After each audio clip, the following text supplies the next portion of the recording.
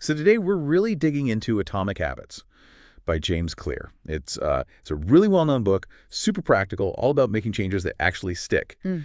And just so you know, we're working from a great, really comprehensive review and summary, so you get all the core stuff right here. Yeah, highlights. Our goal, basically, is to give you a clear, kind of science-backed system, for building those good habits and maybe more importantly, getting rid of the bad ones. Right. And Clear's main idea, it's actually pretty simple but powerful. Mm. Big changes don't usually come from huge efforts. They come from tiny, consistent improvements. He calls them atomic habits. Atomic, yeah. Small but mighty when they add up. Exactly.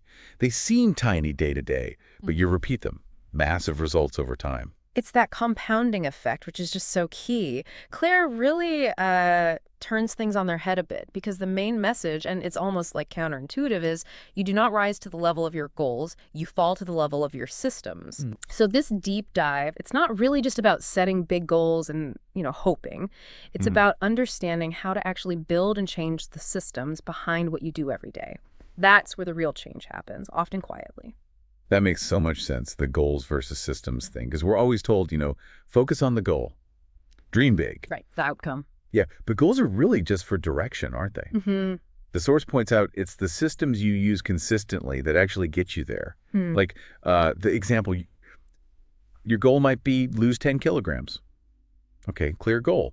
But the system, that's the daily exercise, the healthier eating choices, that's the doing. Exactly. And Clear hits this hard with that quote, "Winners and losers have the same goals. It's the system that makes the difference." Wow. Which is fascinating, right? It shifts your focus completely. It's not about wishing for the finish line. It's about designing the daily path that gets you there almost automatically. It pushes you to ask, what's the small thing I do today that makes me the person who achieves that? Okay, so process over just the outcome. Got it. No. But then he goes deeper, right? Connecting habits to identity.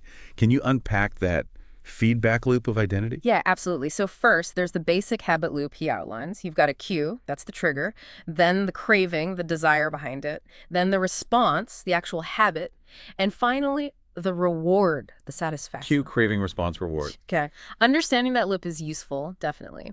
But the really big insight, the thing that Atomic Habits really nails, is that lasting change comes from changing your identity. How so? It's about who you believe you are, not just what you do.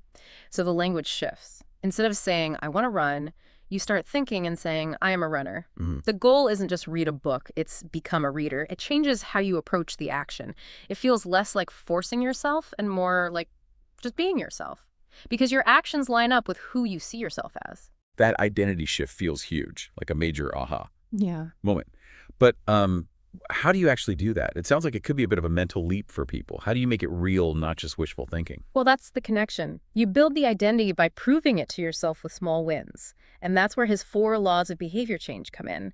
They're the practical steps. Right, the toolkit. Okay, let's break those down. And as you're listening, really think about how you could use these right away. So, Law 1, make it obvious. Visual cues. Yeah, set up triggers you can see. Want to drink more water? Put a water bottle right on your desk. Can't miss it. Simple but effective. Second, make it attractive. Pair the new habit with something you actually like doing already. Habit stacking or temptation bundling. Right, like only listen to your favorite podcast when you're on your run. Makes the run more appealing. Third, make it easy. Reduce the friction, lower the barrier. Exactly. Remove obstacles. Want a journal.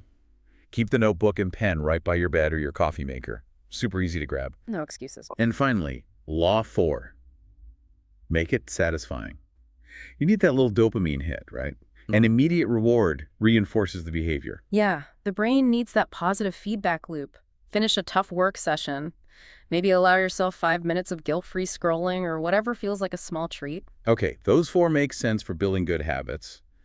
Obvious, attractive, easy, satisfying. And the beauty is you just flip them to break bad habits. We usually try to use willpower, right? Just stop doing the thing. Which rarely works long term. Exactly. It's exhausting. Clear says just reverse the laws, make the bad habit invisible. The cues. Like move the cookie jar off the counter. Or delete the app from your phone's home screen. Then make it unattractive. Focus on the downsides, the negative consequences. Make it hard, add friction, log out of social media every time. Put the cigarette somewhere inconvenient. Increase the effort required. And finally, make it unsatisfying. Maybe you track the money you don't spend by not buying junk food, making the saving itself the reward. It's about designing things so the bad habit is just harder and less appealing than the alternative, not just fighting it head on. That leads perfectly into the next point about environment. Clear argues it's often more powerful than just raw motivation or willpower. Oh, definitely. It's huge. It's less about being disciplined and more about designing your surroundings for success. So, like the examples from the source. If you want to read more, don't just plan to read. Leave books everywhere. Coffee table, nightstand, kitchen counter.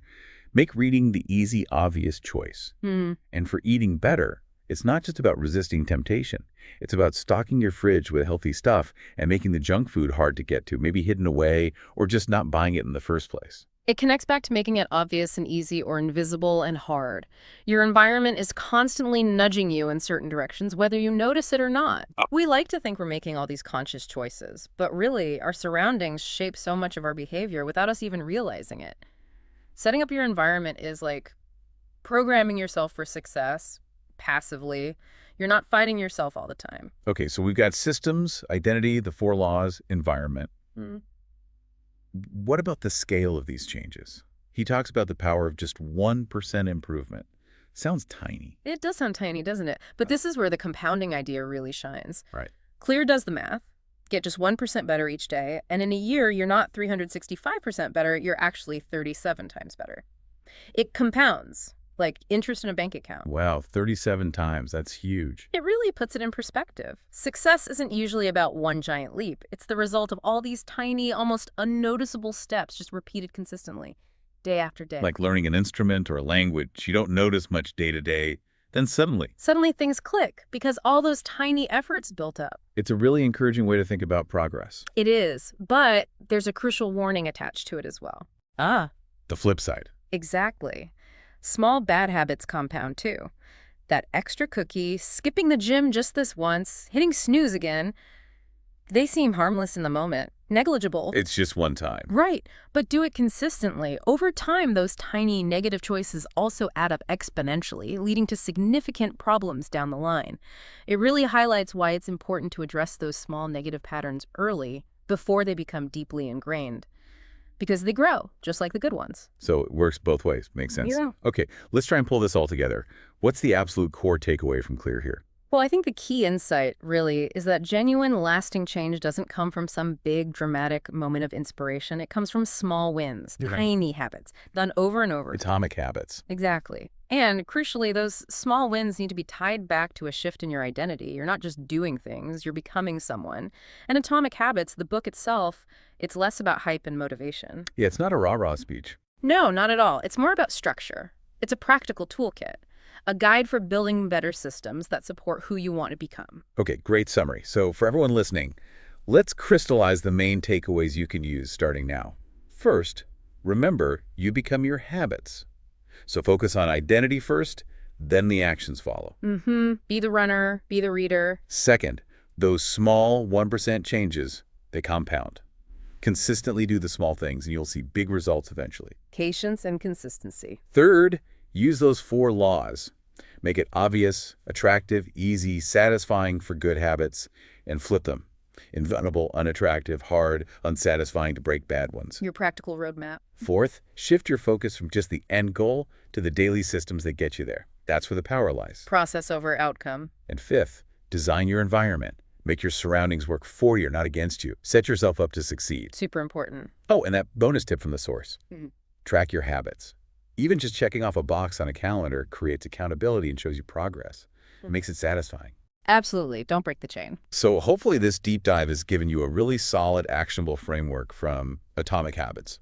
You've got the tools now. The system is there. Now it's about applying it. So maybe the question for you listening is, what's just one atomic habit, one tiny 1% improvement you'll start today? Great question to end on. Stay consistent, everyone. Be intentional. And keep building those systems.